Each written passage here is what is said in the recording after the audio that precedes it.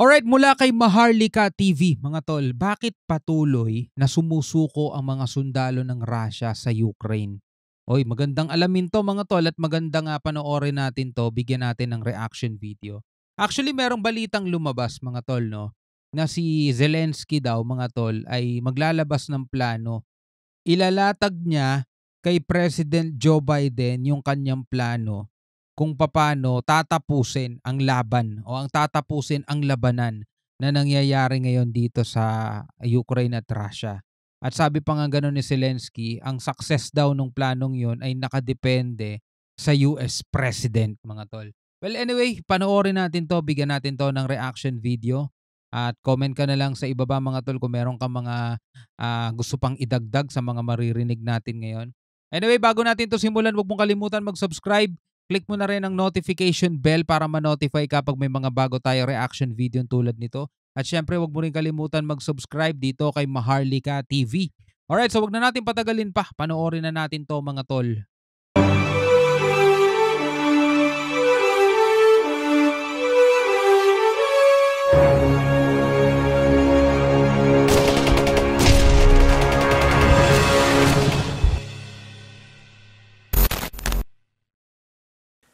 Mula nang salakayin ng Ukraine ang Kursk region ng Russia, mayroong kakaibang nangyayari sa mga sundalo ni Putin na talagang hinding-hindi nito magugustuhan.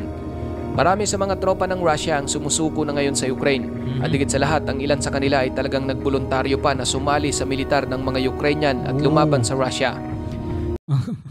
Bumaliktad. Isa itong sitwasyon na paniguradong ayaw makita ni Putin sa kanyang sinasabing tapat na mga sundalo. Walang eksaktong bilang kung ilan ang mga sumuko. Ngunit ayon sa Ukraine at mga media, nasa pagitan ito ng 1,000 hanggang sa 2,000 tropa na kinumpirma naman ng mga nagsilabas ang larawan at mga video. Welcome sa Maharlika TV. Sa videong ito ay sama-sama nating alamin ang malalim na dahilan kung bakit patuloy at voluntaryong sumusuko ang mga sundalo ng Russia sa Ukraine. Pero bago tayo magpatuloy, isang like lamang po ang hinihingi ko para sa videong ito. Malaking bagay na po yan bilang suporta sa ating bawat ina-upload. Back to the video.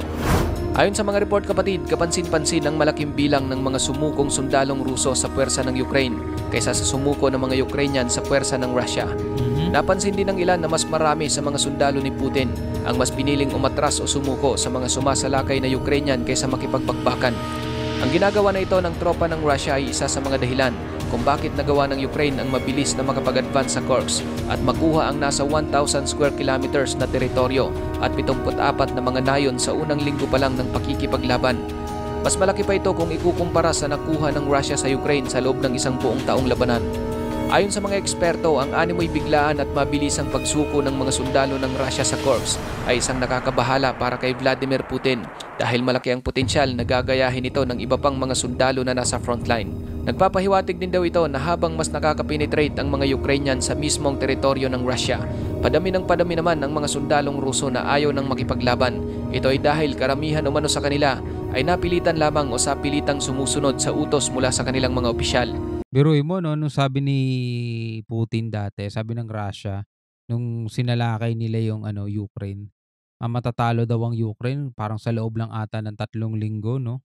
2, 3 linggo. Ngayon, 3 taon na mga tol, no? Talagang kahit na maliit itong Ukraine, pumapalag.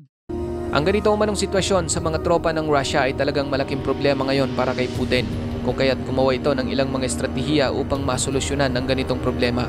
Ngunit talagang hindi mapigilan ang tuluyan at unti-unting pagsuko o kusang pagsuko ng mga sundalong Russian. Isa rin sa mga rason kapatid kung bakit mas pinili ng ilang mga Russian troops ang sumuko na lamang sa puwersa ng Ukraine. Ito ay dahil sa di umano'y napakagandang pagtrato sa kanila ng mga Ukrainian. Halimbawa, maraming mga report na kapag nakakahuli ang mga Ukrainian ng mga sundalong Russian, agad pinapalabas ng Russian military sa mga kaanak ng kanilang sundalo na ito raw ay napatay sa isang labanan sa halip na sabihin na ito'y nahuli lamang. Umabot din umano sa punto na kukuha sila ng isang peking labi na kung saan ito naman ngayon ang paglalamayan at ililibing ng mga walang kaalam-alam na pamilya ng sundalo.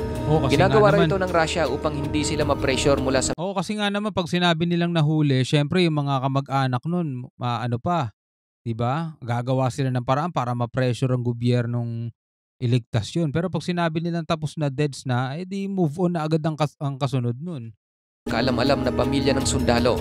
Ginagawa raw ito ng Russia upang hindi sila ma-pressure mula sa mga kaanak na makipagnegosasyon para sa pagpapalaya ng mga nabihag. Nang malaman ng Ukraine ang ganitong kalakaran sa militar ng Russia, ang kanilang ginawa sa mga nahuling sundalo ay payagan ng mga ito na tawagan ang kanilang mga pamilya at sabihin na sila'y buhay at nasa magandang pangangalaga ng mga Ukrainian. Marami rin sa mga sundalong Russia na nahuli ng Ukraine ang nagbigay ng pahayag na mas maganda pa raw ang trato sa kanila ng Ukraine kaysa sa trato ng mga Russian generals. Meron daw silang maayos na pahinga, sapat na pagkain at maayos na kondisyon. Ngayon mga kapatid, nang kumalat sa Russia ang ginawa ng Ukraine sa kanilang mga bihag, hindi rin daw makumpronta ng mga kaanak si Putin dahil nagbanta ito na kung sino man ang magnanais na gagawa ng mga protesta laban sa ganitong isyo ay walang pag-aalinlangan na aarestuhin. Sinunggaban naman ng Ukraine ang ganitong pagkakataon kung saan kapag nakakahuli sila ng mga sundalong Russian, agad itong kinukuha na ng video at papayagang makatawag sa kanilang pamilya na ang karamihan ay hahantong sa pagpapalitan ng mga bilanggong sundalong Ukrainian na nasa Russia.